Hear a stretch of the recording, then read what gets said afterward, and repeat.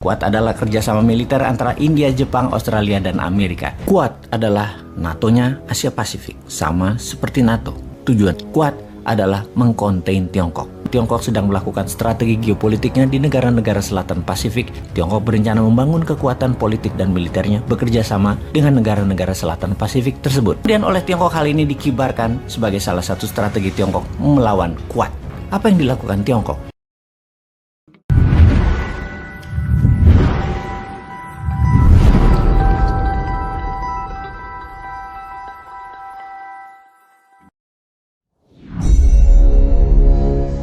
Quad adalah NATO-nya Asia Pasifik, sama seperti NATO. Kemungkinan besar Quad juga akan ekspansi. Tujuan NATO adalah mengkonten Rusia atau musuh dari timur bagi Eropa. Sementara Quad adalah mengkonten Tiongkok. Mengkonten, supaya paham, kita sederhanakan artinya, yaitu mengkontainerkan suatu negara, dikotakin agar tidak bisa berkembang. Kita menengok sebentar ke sejarah di tahun 1900-an, di mana di seluruh wilayah dunia semua dalam keadaan tegang, bersiap perang. Perangnya adalah perang perebutan wilayah.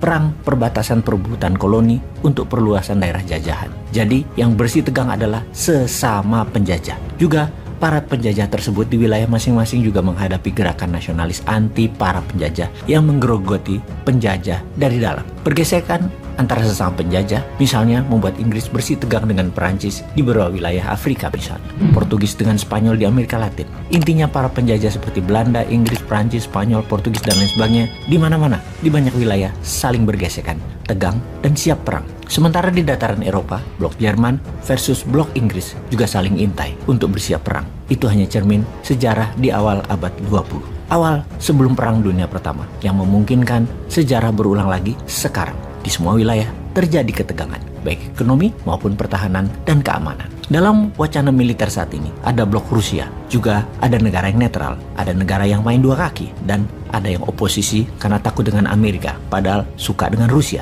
dan ada yang memang berlawanan dengan blok Rusia. Kalau dalam wacana ekonomi, ada dua blok besar, yaitu J2 atau G2, karena hanya dua negara yang bermain, yaitu Tiongkok dengan obornya yang sudah mengikat 70 negara, yang kedua Amerika dan blok sekutu barat dengan mengikat melalui dolar.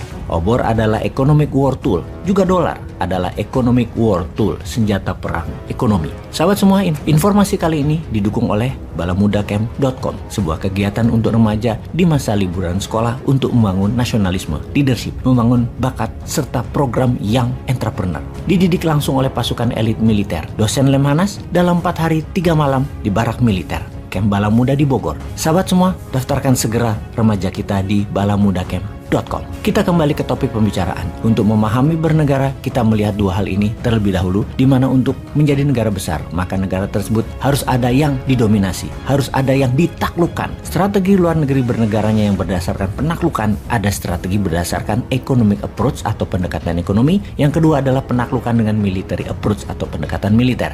Kita ke pendekatan militer terlebih dahulu. Kita bicarakan tentang Quad sekarang. Kita sudah diinformasikan bahwa Tiongkok sedang melakukan strategi geopolitiknya di negara-negara selatan Pasifik yang dilakukan berbarengan dengan Quad Summit di Jepang baru-baru ini. Tiongkok berencana membangun kekuatan politik dan militernya bekerja sama dengan negara-negara selatan Pasifik tersebut. Bayangkan, di saat ketegangan di wilayah Eropa terjadi, ketegangan di wilayah Pasifik pun meningkat. Apa yang dilakukan Tiongkok? Seperti yang kita ketahui, pendekatan Tiongkok adalah pendekatan ekonomi. Tiongkok menjanjikan membangun sebuah wilayah karena hal ini di negara kecil-kecil kepulauan selatan Pasifik di sisi Tiongkok. Tiongkok ingin kebebasan menangkap ikan di wilayah tersebut. Itulah akal-akalannya Tiongkok. Ingin membantu, namun aslinya adalah ingin mendapatkan hak penangkapan ikan wilayah tersebut. Kalau di negara penghasil sumber daya alam, kita semua sudah tahu strategi Tiongkok mengambil sumber daya alam di barter dengan pembangunan. Negara Afrika dan Asia sudah merasakannya. Di negara selatan Pasifik, kekayaan hasil lautnya yang mau dibarter dengan hutang pembangunan infrastruktur dan kebutuhan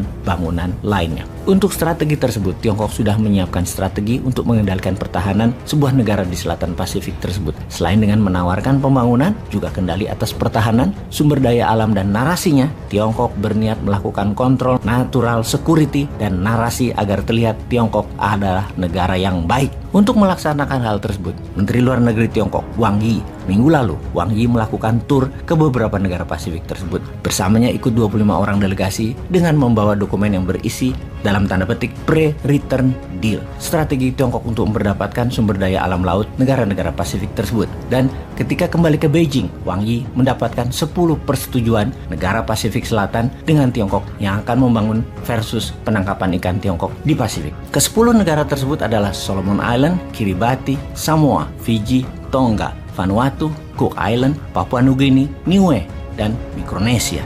Kemudian oleh Tiongkok hal ini dikibarkan sebagai salah satu strategi Tiongkok melawan Quad. Quad adalah kerjasama militer antara India, Jepang, Australia, dan Amerika di saat mereka lagi mengadakan summit di Jepang. Tiongkok memprovokasi kerjasama ekonomi dengan 10 negara tersebut. Kita ke summit Quad sebentar. Dalam kesepakatan Quad kemarin, Quad memutuskan akan meluncurkan sistem kemaritiman berbasis satelit yang khusus memonitor kegiatan illegal fishing yang dilakukan oleh Tiongkok di wilayah Pasifik sampai Samudra Hindia. Untuk mengcounter tuduhan illegal fishing tersebut, Tiongkok melakukan deal dengan 10 negara Pasifik agar menjadi legal. Isi dari pre-return deal Tiongkok dengan 10 negara Pasifik adalah Maritime Special Plan, termasuk izin memancing, pelatihan militer laut, bantuan teknik vokasi, pembangunan pelabuhan. Perjanjian tersebut juga mengizinkan pelabuhan tersebut untuk menjadi pangkalan militer laut Tiongkok. Bahkan hingga film Mandarin diberikan gratis masuk dalam perjanjian tersebut. Kerjasama ini adalah kerjasama militer campur ekonomi selama 5 tahun